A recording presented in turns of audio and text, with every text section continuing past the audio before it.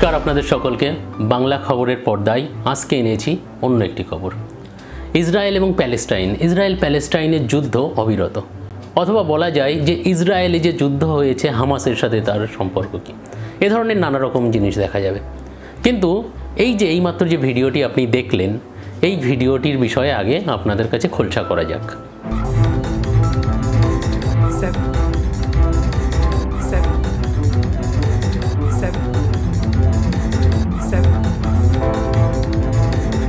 Festival turned into a massacre.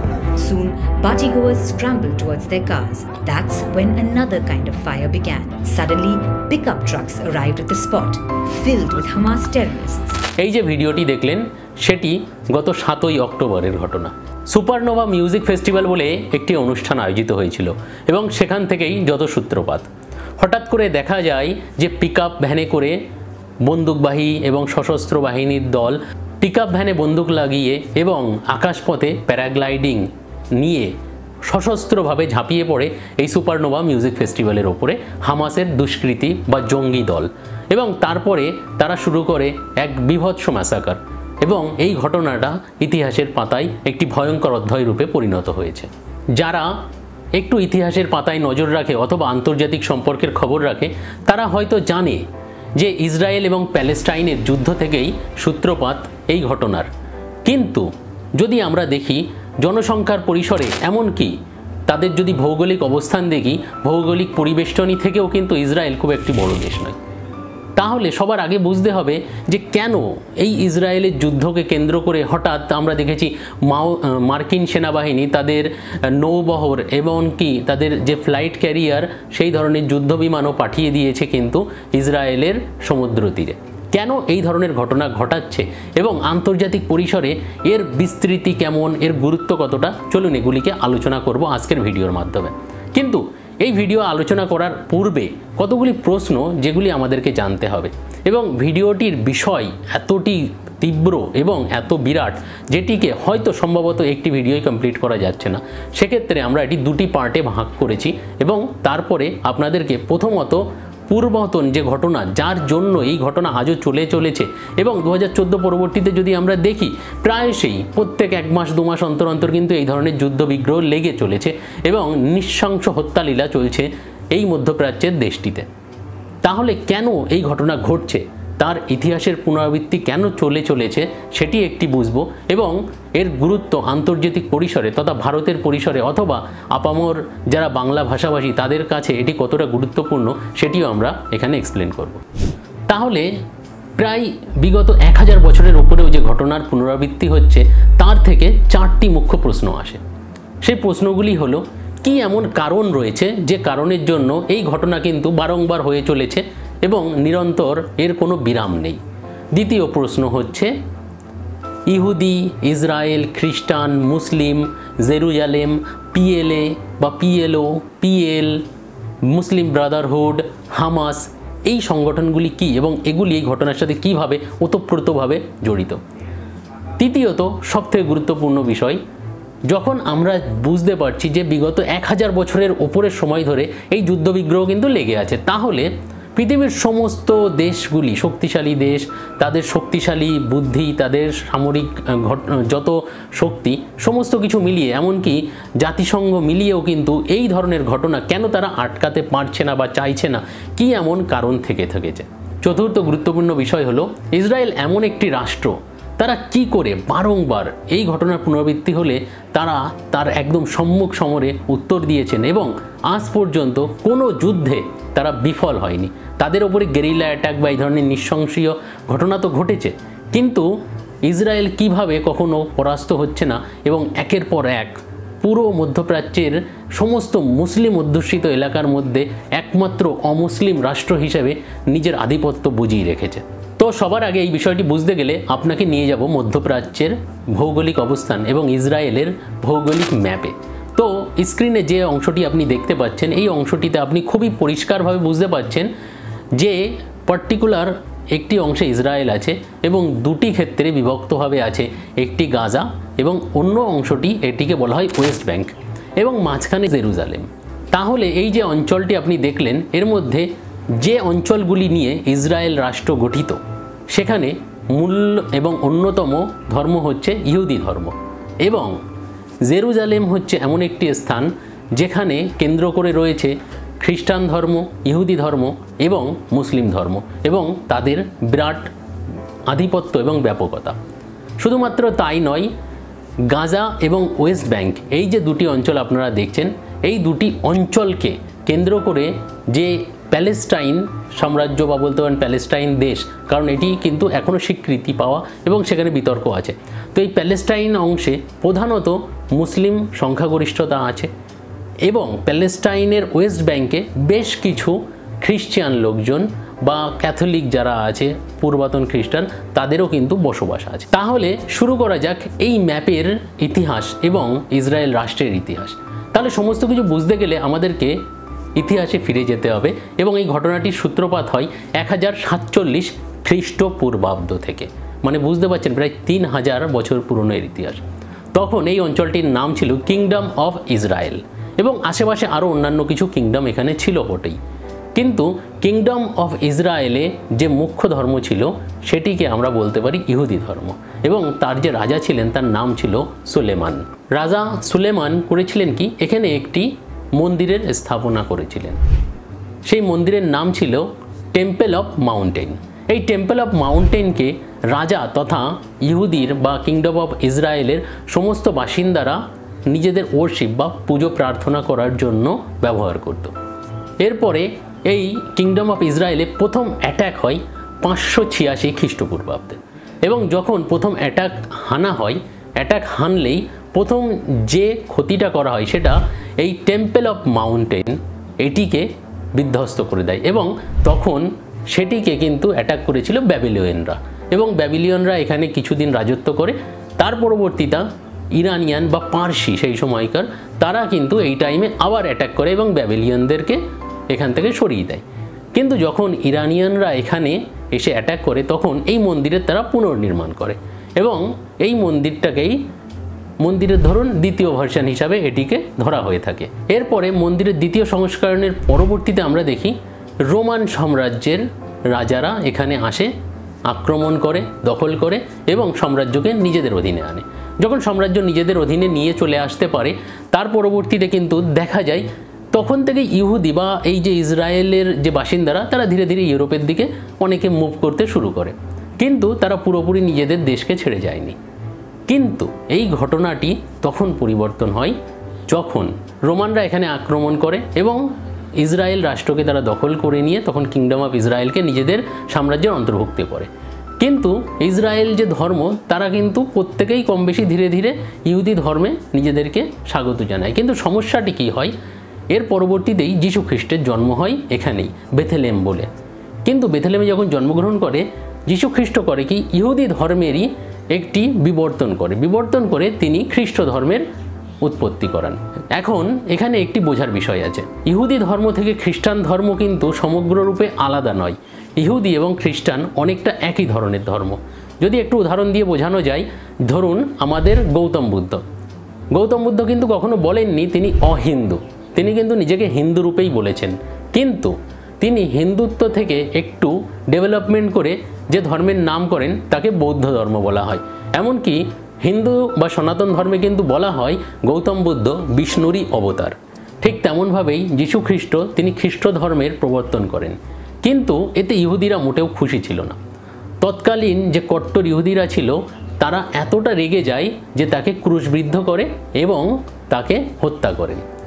এখন এই যে যীশু খ্রিস্টকে হত্যা করা হয়েছিল, এই হত্যার পরিপ্রেক্ষিতেই কিন্তু যে জিনিসটির সূত্রপাত হয় সেটি হলো ইহুদিদের প্রতি খ্রিস্ট ধর্মের, এবং শুধুমাত্র খ্রিস্ট না, কারণ এখন আমরা অলরেডি জানি যে প্যালেস্টাইনের সাথে ইহুদিদের একটি লড়াই চলছে, তো মুসলিমরাও কিন্তু ইহুদিদেরকে শত্রু মনে করে এবং এই যীশু খ্রিস্টকে নির্মমভাবে হত্যা করার জন্য আজও বহু জায়গায় এই ইহুদিদের হনন করা হয়, এমনকি তাদের প্রতি বিশ্রদ্ধ রূপে তাদেরকে সামাজিকভাবে তিরস্কার করা হয়।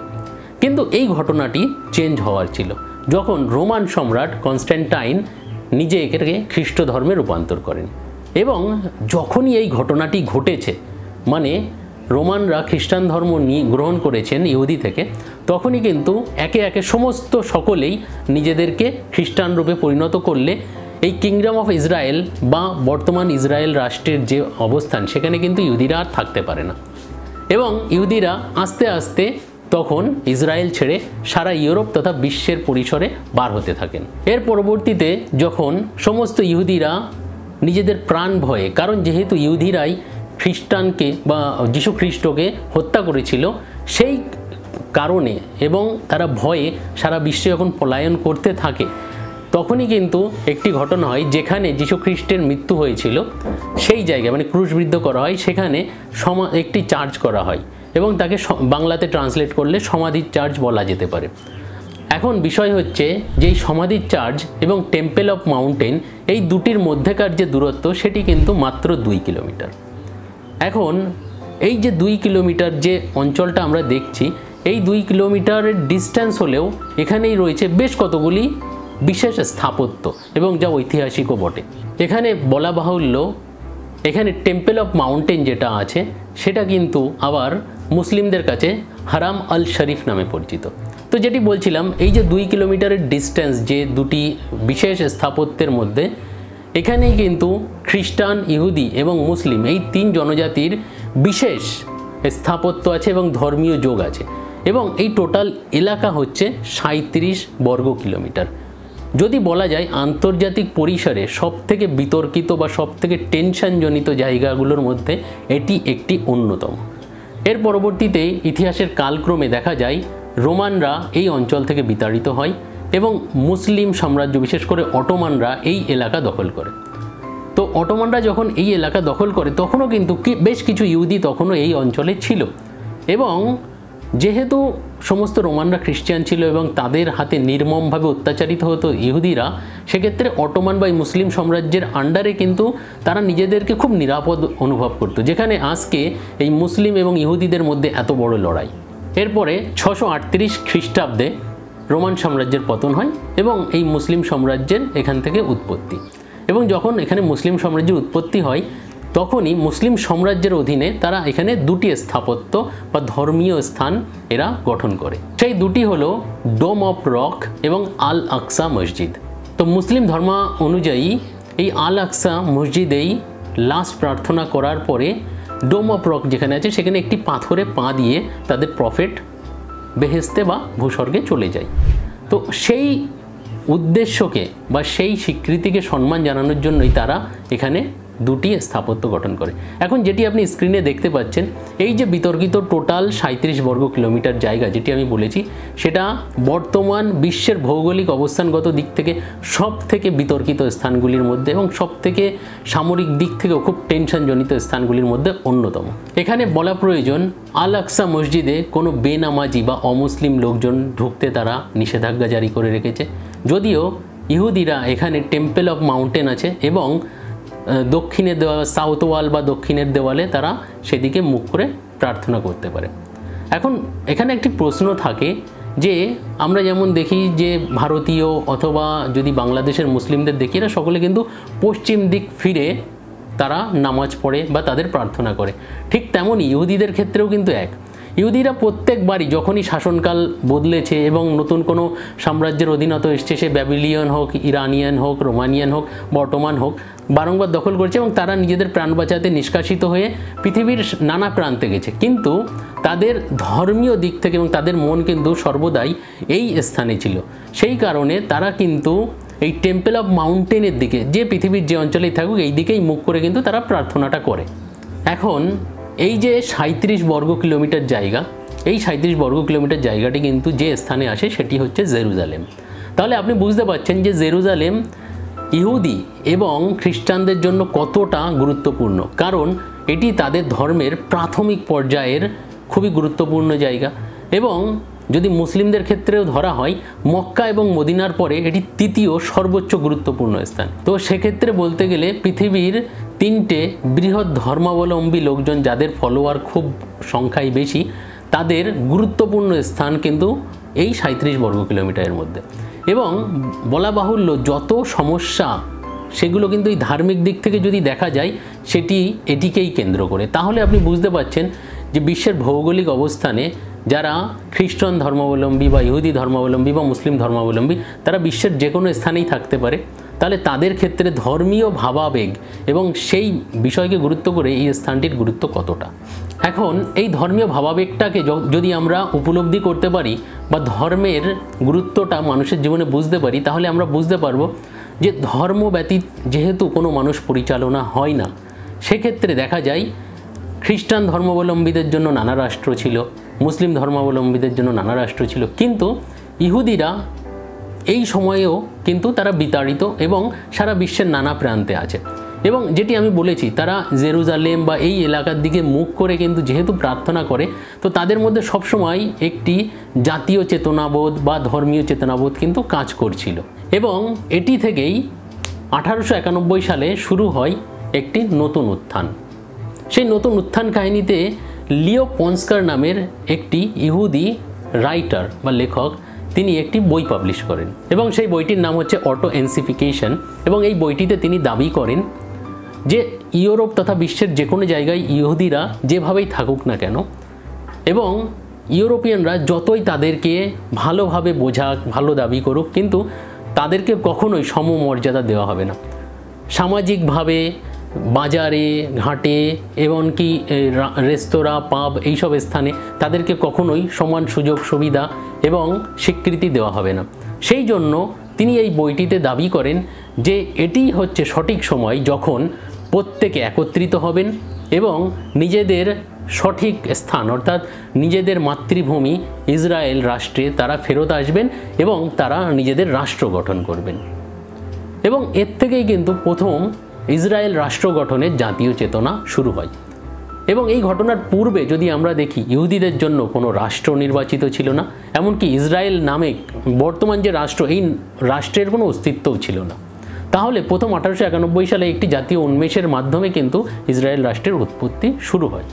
এর পরবর্তীতে দেখা যায় প্রথম বিশ্বযুদ্ধের সূত্রপাত এবং প্রথম বিশ্বযুদ্ধ থেকেই তাদের কিন্তু এই জাতীয় উন্মেষে একটি নতুন টুইস্ট আসে। সেই টুইস্টটিতে দেখা যায় যে একদিকে মিত্রশক্তির ব্রিটিশ তারা জার্মানির সাথে লড়াই করছেন এবং তৎকালীন ইসরায়েলে শাসনকৃত অটোমান সাম্রাজ্য বা মুসলিম সাম্রাজ্য যারা ছিল তারা কিন্তু জার্মানিকে সাপোর্ট করেছিল। এবং এই জার্মানিকে সাপোর্ট করলে তখনকার ইহুদিরা ব্রিটিশ সরকার তথা ব্রিটিশের যারা প্রতিনিধি ছিল তাদের সাথে আলাপ আলোচনার মাধ্যমে এই দাবি করে যে তারা সমগ্রভাবে ব্রিটিশদের পক্ষ বা মিত্রশক্তির পক্ষ থেকে লড়াই করবে এবং এই লড়াই করার পরিপ্রেক্ষিতে তাদেরকে এই শর্তে রাজি হতে হবে যে তারা তাদেরকে ইসরায়েল নামক রাষ্ট্রে ফেরত পাঠায় এবং তাদের রাষ্ট্রের স্বীকৃতি দিতে হবে। সেক্ষেত্রে এই সমঝোতা কাজে এসে যায়। যখন এই সমঝোতা হয়ে যায় তখন সার্বিকভাবে বেলফোর্ট ডিক্লারেশন নামের একটি ডিক্লারেশনে ব্রিটিশ সরকার তখন সই করে এবং এই দাবিকে তারা স্বীকার করে। এর পরবর্তীতে যখন তৎকালীন যে ইসরায়েল রাষ্ট্র যেটি ছিল অটোমান সাম্রাজ্যের অধীনে বা মুসলিম সাম্রাজ্যের অধীনে, তখন কিন্তু তারা চেষ্টা করেছে কি, যখন প্রথম বিশ্বযুদ্ধে মিত্রশক্তি জয়লাভ করেছে, ধীরে ধীরে ধীরে ধীরে সমস্ত ইহুদিদেরকে জাহাজে করে বর্তমান ইসরায়েল রাষ্ট্রে ফেরত পাঠানো শুরু করে। কিন্তু কোনো আরব দেশগুলির মধ্যে কেউ কিন্তু এই ঘটনাটাকে সুচক্ষে দেখেনি। 1914 সালের পরবর্তীতে যেখানে ইহুদিদের জনসংখ্যা ছিল মাত্র 25,000, তা পরবর্তী 1-2 বছরের মধ্যেই কিন্তু 1 লক্ষে পৌঁছে যায়। এবং এই যে বিপুল পরিমাণে ইহুদিদের আগমন ঘটে তৎকালীন ইসরায়েল অধ্যুষিত অঞ্চলে, তো সেটি আরব দেশগুলি মোটেও সুচক্ষে দেখেনি। এবং এর ফলত তারা কি করে, তারা ব্রিটিশ সরকারের কাছে তীব্র নিন্দা এবং বিরোধিতা করে এবং ব্রিটিশ সরকার বলে ঠিক আছে, তারা শান্তি কীভাবে প্রতিষ্ঠা করা যায় সেটি দেখে, যেমনটি তারা ভারতের ক্ষেত্রেও করেছিল। কিন্তু তারা সেই বিভেদের রাজনীতি পালন করে এবং এই ধরনের কার্যে কোনো রকমভাবে তারা থমকানির রূপ দেখায়নি। অর্থাৎ তারা কিন্তু কন্টিনিউ সারা বিশ্ব থেকে ইহুদিদের কালেক্ট করে এবং এই স্থানে পাঠাতে থাকে।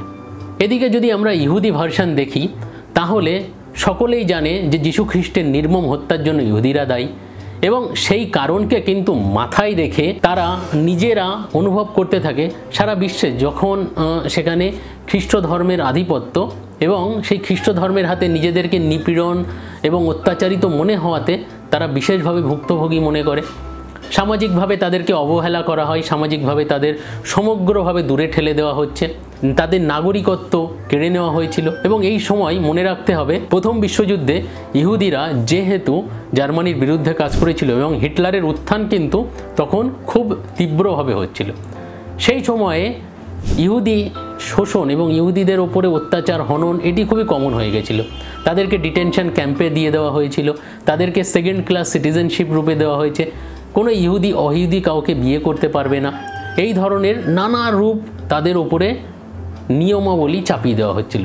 তো সেক্ষেত্রে প্রাণে বাঁচা এবং সামাজিক লড়াই, যেটি আগে ছিল একটি রাজনৈতিক লড়াই বা ধার্মিক লড়াই, সেটি কিন্তু সামাজিক শোষণের হাত থেকে নিজেদেরকে বাঁচানোর জন্য তাদেরও ইসরায়েলে ফেরত আসা ছাড়া কোনো সম্ভাবনা ছিল না। এর মধ্যে আরও একটি বিশেষ বিষয় থাকে, ইহুদিরা তখন একটি ব্যবসা করত, সেটি হলো সুদের ব্যবসা, যেটি মুসলিম এবং খ্রিস্টান কেউই দেখতে পারত না।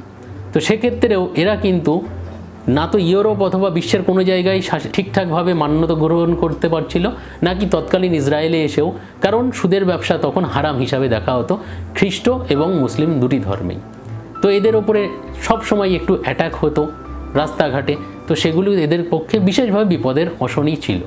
এর পরবর্তীতে আমরা যদি দেখি, দ্বিতীয় বিশ্বযুদ্ধ শুরু হয় এবং পূর্বতন কন্ডিশন মতো আবার মুসলিম সাম্রাজ্য বা আরব দেশগুলি তারা জার্মানির সাপোর্ট করে বসে। কারণ এই টাইমে কিন্তু এটি ভুললে হবে না, আরব দেশগুলিতেও কিন্তু ব্রিটিশ শাসন ছিল এবং তারাও ব্রিটিশ শাসন থেকে কিন্তু বিশেষভাবে ভুক্তভোগী। তো এর পরবর্তী তারা জার্মানির সাপোর্ট করা শুরু করে। এদিকে ইসরায়েল যেহেতু পূর্বযুদ্ধে ব্রিটিশ সরকারের সাহায্য করেছিল, তারা পুনরায় সেই কন্ডিশনে ফেরত যায়, কারণ যদি কোনো রকম ব্রিটিশ সরকার এই যুদ্ধে হেরে যায়, তাহলে তারা যে রাষ্ট্রে ফিরে এসে রাষ্ট্র গঠনের চেতনার উন্মেষ ঘটিয়েছে সেটিও তাদের পক্ষে অধরা থেকে যাবে। এমতো পরিস্থিতিতে দেখা যায় যে ব্রিটিশরাও রাজি হয়ে যায় ইহুদিদেরকে যুদ্ধের সামগ্রিকভাবে প্রশিক্ষণ দিতে। কারণ বারংবার দেখা গেছে ইহুদিদের যে লড়াই, সেটি কিন্তু নিজেদের অস্তিত্ব লড়াই, নিজেদের অস্তিত্বকে টিকিয়ে রাখতে হবে এবং সেক্ষেত্রে তারা বারংবার জয়ী হয়েছে। তো এটি অন্যতম একটি কারণ তারা কোনো যুদ্ধে আজ পর্যন্ত পরাজিত হয়নি। এরপরে দ্বিতীয় বিশ্বযুদ্ধও যখন সম্পন্ন হয়, সেক্ষেত্রেও মিত্রশক্তি জয়লাভ করে এবং ইউনাইটেড নেশনে তখন ইহুদিদের প্রতিনিধিরা যায় এবং যাওয়ার পরে তারা বেলফোর্ট ডিক্লারেশনকে হাতিয়ার করে নিজেদের রাষ্ট্র গঠনের এবং রাষ্ট্রের সম্মতির জন্য সকলের কাছে ভোটাভুটির অধিকার চায়। এবং সকলেই জানে, যদিও ইউনাইটেড নেশন গঠন হয়েছিল সমগ্র দেশের স্বার্থকে কেন্দ্র করে, কিন্তু তখনও মিত্রশক্তির খুব প্রভাব এখানে ছিল এবং সকলেই ভোটাভুটির মাধ্যমে এক্ষেত্রে উপনীত হয় যে ঠিক আছে, একটি প্রতিনিধি দল যাবে তৎকালীন ইসরায়েল রাষ্ট্রে এবং তারা একটি সার্ভের মাধ্যমে যে রিপোর্ট পেশ করবে, সেই রিপোর্টের ওপরে ভিত্তি করে ইসরায়েল রাষ্ট্রের মান্যতা গঠন করা হবে। কিন্তু এখানে মনে রাখতে হবে, ভারত এমন একটি দেশ যারা এই সময় প্যালেস্তাইনের পক্ষে সমর্থন জানিয়েছিল এবং ইসরায়েলের এই যে ভোট, সেই ভোট থেকে নিজেদেরকে বিরত রেখেছিল। এর পরবর্তীতে কথা মতো ইউএনের একটি সদস্য দল ইসরায়েলে আসে এবং তারা 1946 সালে আসার পরবর্তীতে, যেখানে মাত্র 6% ইহুদি বসবাসকারী লোকজন ছিল এবং তাদের সেন্সাস অনুযায়ী যেখানে মাত্র 6% ভূভাগে ইসরায়েল রাষ্ট্রের 1/3 জনসংখ্যা ছিল সমগ্র দেশের মধ্যে, সেখানে 2/3 জনসংখ্যার কাছে 94% ভূমি ছিল। কিন্তু যখন ইউএন সমস্ত রিপোর্ট সাবমিট করে 1947 সালে, যে ইসরায়েলের হাতে কিন্তু একটা বিস্তীর্ণ ভূভাগ দিয়ে দেওয়া হয় এবং যে পরিধি করে দেওয়া হয়, সেক্ষেত্রে কিন্তু যে অঞ্চলগুলি ইসরায়েল রাষ্ট্র গঠনের জন্য সম্মতি দেওয়া হয়, সেখানে মুখ্যত প্রচুর জায়গা ছিল যেখানে আরব অধ্যুষিত ছিল এবং ইসরায়েলের সেখানে ছিল গৌণ জনসংখ্যার অংশ। এবং জাতিসংঘ এই সিদ্ধান্ত নেয় যে একদিকে পূর্বে গাজা এবং পশ্চিমে ওয়েস্ট ব্যাংক, এই দুটি অঞ্চল দেওয়া হবে প্যালেস্টাইনেদের সাম্রাজ্যের অন্তর্গত বা তাদের দেশ হিসাবে, এবং বাকি অংশ দেওয়া হবে ইসরায়েল রাষ্ট্র গঠনের জন্য। কিন্তু জেরুজালেমের গুরুত্ব অনুভব করে তারা জেরুজালেমকে ইউনাইটেড নেশনসের আন্ডারে রাখে এবং এই মর্মে স্বীকৃতি যখন পাশ হয়, তারা ইহুদিদের হাতে রাষ্ট্র গঠনের সামগ্রিক দায়িত্ব দিয়ে ব্রিটিশ সরকার যেদিন এই ভূমি ত্যাগ করে, তার পরের দিনই সমগ্র আরব দেশ যথা ইয়েমেন, সৌদি আরবিয়া, মিশর, লেবানন, জর্ডান সকলে মিলিতভাবে ইসরায়েলের ওপরে অ্যাটাক করে দেয়। কিন্তু খুবই কায়দার সাথে এবং তাজ্জবভাবে ইসরায়েল এই যুদ্ধে জয়লাভ করে এবং ইউএন যে অংশটি এদেরকে দান করেছিল তার থেকে অধিক অংশ এরা দখল করে নেয় এবং যা পরবর্তীতে বর্তমান কনফ্লিক্ট যেটা হচ্ছে তার সৃষ্টি করে। এবং তারা বাকি সমস্ত অংশ যেহেতু দখল করে নেয়, সেটি খুবই দুশ্চিন্তার বিষয় হয়ে পড়ে। এরপরে আমরা আরেকটি টুইস্ট দেখি, সেটি কি সুয়েজ খাল। আমরা জানি যে মিশর সুয়েজ খাল খনন করিয়েছিল, কিন্তু যখন মিশর সরকার সুয়েজ খাল খনন করে, আর্থিক কারণে তারা ফ্রান্সের সাথে যৌথভাবে সুয়েজ খাল খনন করে। এবং পরবর্তীকালে দেখা যায় যে মিশরের কাছে যাবতীয় অর্থ সামগ্রীর শর্ট পড়ায় তারা কি করে, তারা তাদের অংশীদারিত্ব ব্রিটিশদের কাছে বিক্রি করে। সেক্ষেত্রে দেখা যায় সুয়েজ খাল সম্পূর্ণরূপে ফ্রান্স এবং ব্রিটিশরা ভাগাভাগি করে ব্যবহার করছিল। কিন্তু 1956 সালে একটি টুইস্ট হয়, যখন তৎকালীন রাষ্ট্রনেতা হয় নাসের কি করেন, তিনি কারোর কোনো তোয়াক্কা না করে এই সুয়েজ খালের পুনর্দখল নিয়ে নেন। এবং নাসের ছিলেন কিন্তু সম্পূর্ণরূপে আরব দেশগুলির সঙ্গে যথেষ্টভাবে অভিপ্রেত এবং সুসম্পর্কে লিপ্ত। সেক্ষেত্রে সে করেছিল কি, শুধুমাত্র যে সুয়েজ খালের দখল নেই তাই নয়, সুয়েজ খাল এমন একটি খাল যা দিয়ে সমগ্র ইউরোপের সামগ্রী রপ্তানি এবং আমদানি হতো এশিয়ার মধ্যে। তো ভৌগোলিক দিক থেকে এর গুরুত্ব যথেষ্ট থাকায় তারা শুধুমাত্র যে দখল নিয়েছে সেটি নয়, ইসরায়েল রাষ্ট্রকে এই সুয়েজ খাল ব্যবহার থেকে সম্পূর্ণরূপে নিষেধাজ্ঞা জারি করে। এখন এই পরিস্থিতিতে ইসরায়েল ফ্রান্স এবং ব্রিটেনের সাথে হাত মেলায় এবং তারা করে কি, সুয়েজ খালের পূর্ব অংশে যতটি অংশ আছে সেটি ইসরায়েল দখল করে নেয়। এবং নাসেরের ইসরায়েলের প্রতি এই বিমুখতা এবং এই নিষেধাজ্ঞা জারির প্রতিবাদে ব্রিটেন এবং ফ্রান্সের সাথে ইসরায়েল হাত মেলায় এবং সুয়েজ খালের পূর্বতন যে অংশটি আছে ইসরায়েল দখল করে নেয়। এরপর প্রায় 1 বছর যাবৎ এই সমস্যা চলার পরে 1947 সালে জাতিসংঘের হস্তক্ষেপে শেষ পর্যন্ত এই সমস্যার সমাধান হয় এবং মিশর লিখিত মৌ চুক্তির মাধ্যমে ইসরায়েলকে সুয়েজ খাল ব্যবহারের আজ্ঞা দেন বাকি সকলের মতোই। এবং সেই শর্তে ইসরায়েল তৎকালীন মিশরের যে অংশটি ছিল সেই অংশটি মিশরকে ফিরিয়ে দেয়।